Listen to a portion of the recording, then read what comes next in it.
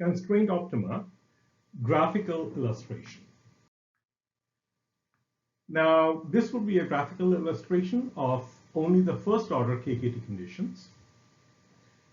And we will look at scalar equality constraint and scalar inequality constraints.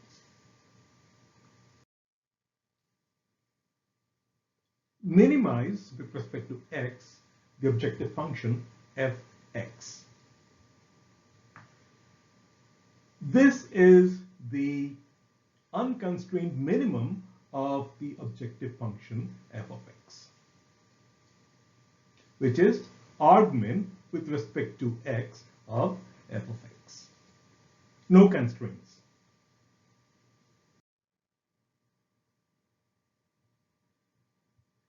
These blue curves are the level sets of the function f of x. F of x equals constant. And observing that this is the global minimum, as we move further away from the global minimum, the value of this constant increases. Therefore, the value of the constant is very small for this level set, and it's a little higher for this level set, so it's even higher for this level set, and it keeps progressing towards higher values as we move further away from the global minimum. Now let me add a generic constraint. X belongs to F. F is the feasible region. I'm not telling if it's equality constraint or inequality constraint. It's some constraint. And let me mark the spot of the constrained minimum of this COP. It's this point here. X star equals argmin. X belongs to F. That's the constraint of the objective function f of x. Now observe the direction of the gradient of the function f. It's this blue arrow here, and it points away from the global minimum. Why? Because the gradient always points in the direction of increasing values of the function. The gradient is also orthogonal to the level sets f of x equals constant. Therefore, this blue arrow, the gradient, is orthogonal to this level set at the point x star.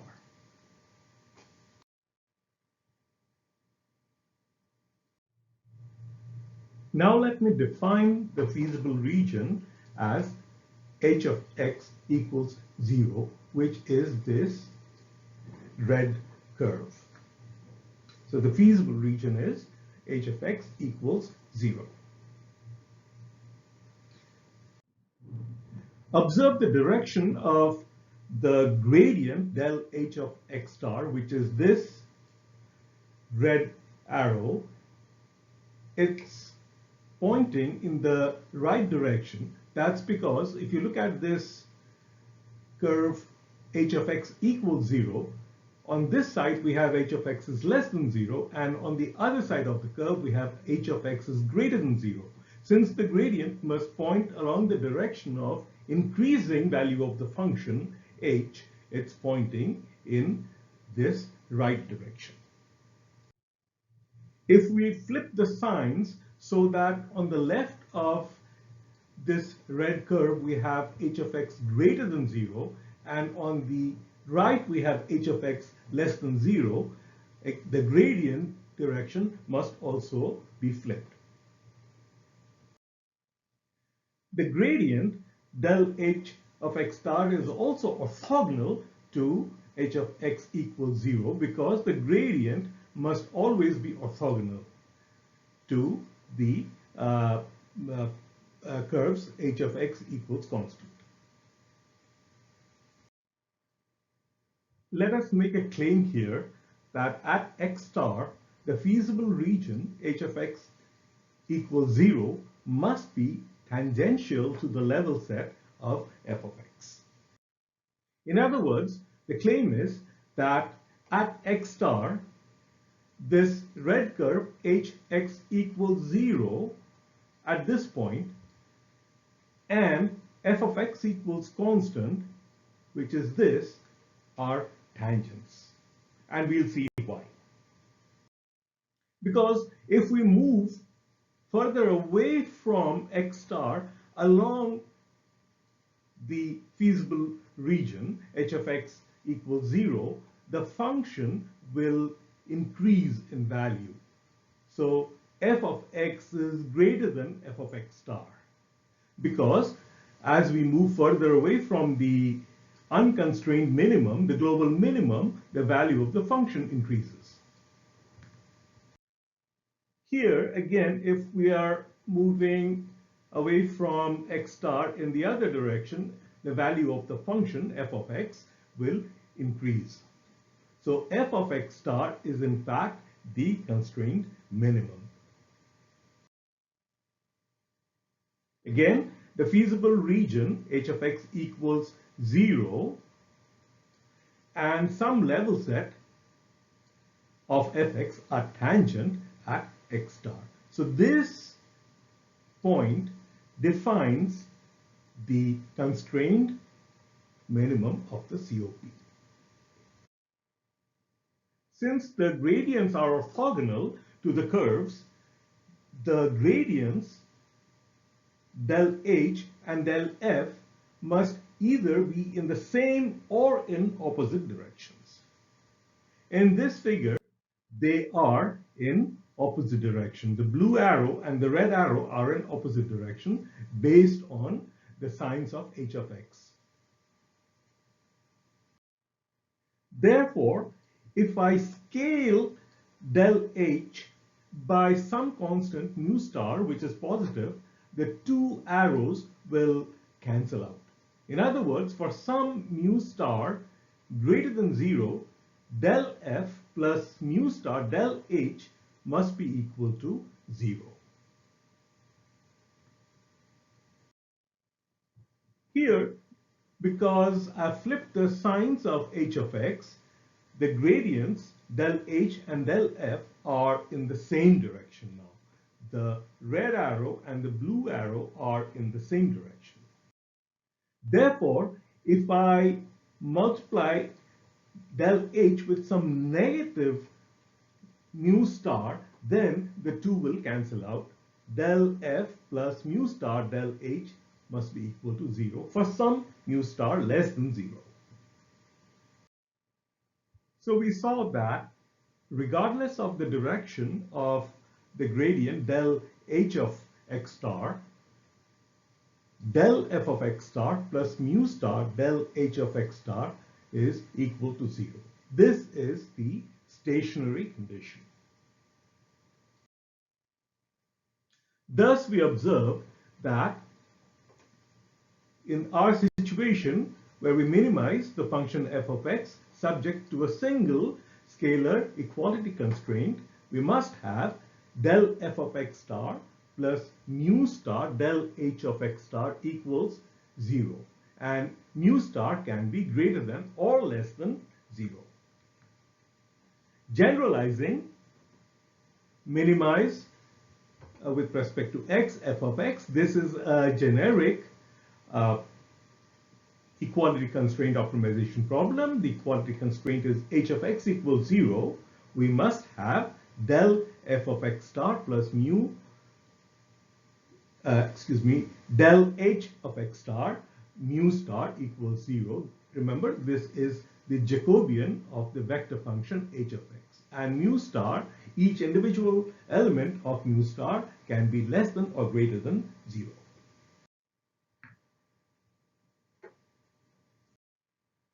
Now let's turn our attention to a COP with a single inequality constraint. Gx is less than or equal to 0. The feasible region F is defined by this entire shaded region. And in the first case, we will consider the situation where the unconstrained minimum is infeasible. So it lies outside this shaded region. Therefore, the constrained minimum x star is somewhere else. At x star, since g of x equals 0, the constraint is active, and we will shortly see why. If we move into the feasible region, away from the boundary to the interior of the feasible region, then we are increasing the value of the objective function f of x because we are moving further away from the unconstrained minimum.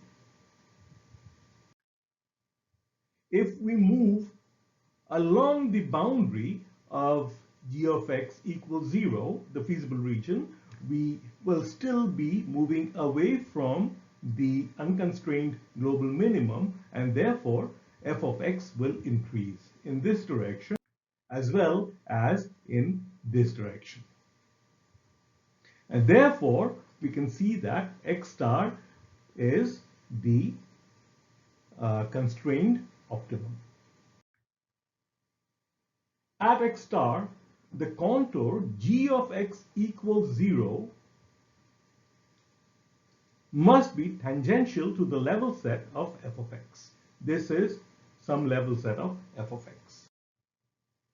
The direction of the gradient of g, which is del g, is this red arrow here. Now, since the red curve defined by g of x equals 0 and a blue curve defined by f of x equals constant, a level set of f of x, are tangential, the gradients must be in opposite directions. They cannot be in the same direction because of the nature of g of x. This side is feasible, which means that g of x is less than 0 on this side and g of x is greater than 0 on this side, which is why del g of x is pointing in this direction towards the right. And since we saw previously that del f of x must point away from the global minimum, it's pointing towards the left, therefore del f of x and del g of x are in opposite directions. Therefore, for some lambda star greater than 0, if we scale del g of x with it, then del f of x plus lambda star del g of x will be equal to 0. The two gradients will cancel out. Thus, we saw that del f of x star plus lambda star del g of x star is equal to 0 and lambda star is greater than 0. This verifies the stationary condition with inequality constraints.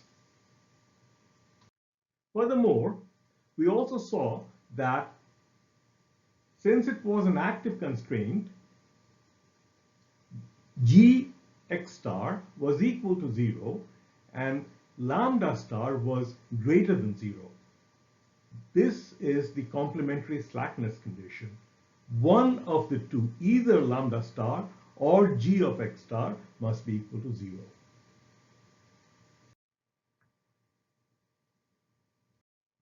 Now let's look at the situation where the unconstrained global minimum of the objective function is in the feasible region. So this is the unconstrained minimum of f of x, and that's in this feasible region. Therefore, the unconstrained minimum of f is also the constrained minimum, x star. That's because the unconstrained minimum of f is arg min f of x belongs to f, the feasible region. Therefore, x star equals arg min f of x. Now, by definition, since this x star is the unconstrained minimum of the function f, the gradient must be equal to 0. Therefore, del f of x star is equal to 0. Or in other words, del f of x star plus lambda star del g of x star is equal to 0 when lambda star is equal to 0. This verifies the stationary condition for this situation. Furthermore, we also see that complementary slackness holds for the inactive constraint.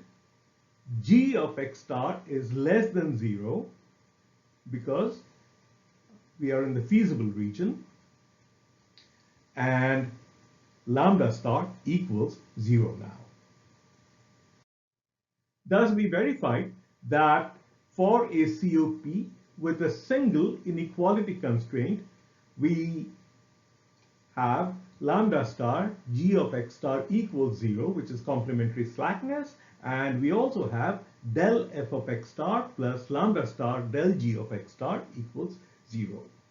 And we can generalize that to a vector inequality constraint, bold G.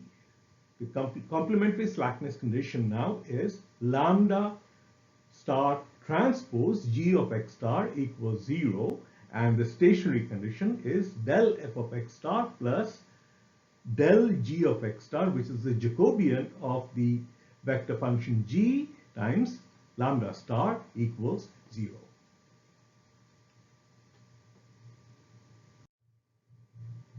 The constraint optimization problem, the Lagrangian, the first order conditions at the KKT point, x star, lambda star, mu star, which are necessary, and the second order conditions at the KKT point, x star, lambda star, mu star, which are sufficient. Everything put together. Now, if we have inequality constraints of the form g of x is greater than or equal to 0, then remember to replace the plus with a minus sign in the second term of the Lagrangian. That's my personal preference. But an alternative approach is to have the dual feasibility condition be lambda star is less than or equal to 0. For a maximization problem, remember to replace the plus with a negative sign in the second term of the Lagrangian, and the second order condition now is that the Hessian must be negative definite instead of positive definite.